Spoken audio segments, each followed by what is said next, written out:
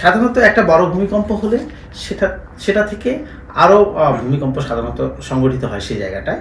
তো সেক্ষেত্রে আসলে আজকে যে ভূমিকম্পটা হয়েছে ওই ভূমিকম্পের পরে এখনও পর্যন্ত কোনো আফটারশক, আমাদের তো এখানে ভূমিকম্প পর্যবেক্ষণ গবেষণা কেন্দ্র, আমাদের তো সেন্সরগুলো আছে বিভিন্ন, সেই সেন্সরগুলো থেকে আমরা এখনও পাইনি। বাট এটা ডিপেন্ডস অন, যদি ভূমিকম্পটা ওখানে যদি আফটারশকটা আরও ছোটো ছোটো হয়ে থাকে, যে মাত্রাটা হয়তো আমাদের এই সেন্সর পর্যন্ত আসে, সেক্ষেত্রে সেখানে হতে পারে। বাট সিগনিফিকেন্টলি এখনও পর্যন্ত কোনো আফটারশক আমরা পাইনি।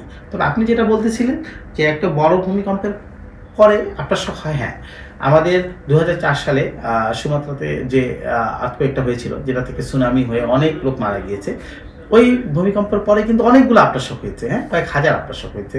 আমাদের নেপালে যে বড় ভূমিকম্পটা হয়েছিল সেটার পরেও কিন্তু কয়েক হাজার ভূমিকম্প আফটারশক হয়েছে। তুরস্কের ভূমিকম্পের পরেও হয়েছে, এবং সেক্ষেত্রে আফটারশকগুলো সাধারণত আপনার 1 সপ্তাহ 2 সপ্তাহ, ক্ষেত্র বিশেষে 1 মাস পর্যন্ত হতে পারে।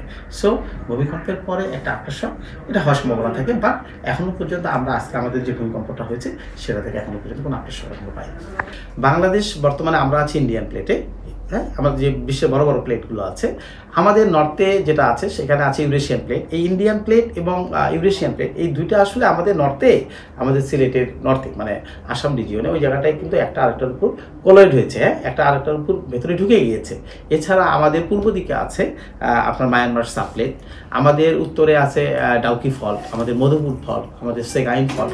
সব কিছু বিবেচনায় না, বাংলাদেশের জায়গাটা এমন একটা জায়গায় যে আসলে আমরা যদি টেকটোনিক্যালি বলি, আমরা যদি সব কিছু বিবেচনা করি, আমরা আসলে ভূমিকম্প প্রবণ এরিয়ার মধ্যে আছি। এবং আপনারা যদি একটা জিনিস বিবেচনা করেন যে বাংলাদেশে বা এর আশপাশে আমরা যদি কয়েকশো বছরের ইতিহাস দেখি, বিভিন্ন সময় বড় বড় ভূমিকম্প হয়েছে।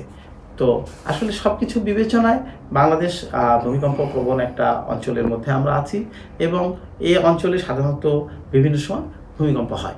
প্রাকৃতিক দুর্যোগ, এটাকে তো আমরা থামিয়ে রাখতে পারবো না। আমাদের যেটার বিষয় সেটা হলো আমাদেরকে এই প্রাকৃতিক দুর্যোগ থেকে আমাদেরকে মোকাবেলার জন্য আমাদেরকে নিজেদেরকে গড়ায় উঠতে হবে।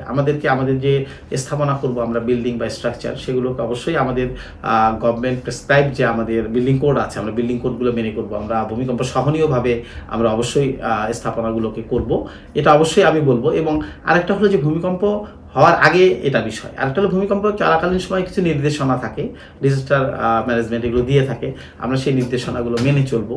এবং ভূমিকম্প হওয়ার পরে আমাদের ভূমিকম্পের জন্য কি করতে হবে, এই বিষয়গুলোকে আমাদেরকে মাথায় রাখতে হবে।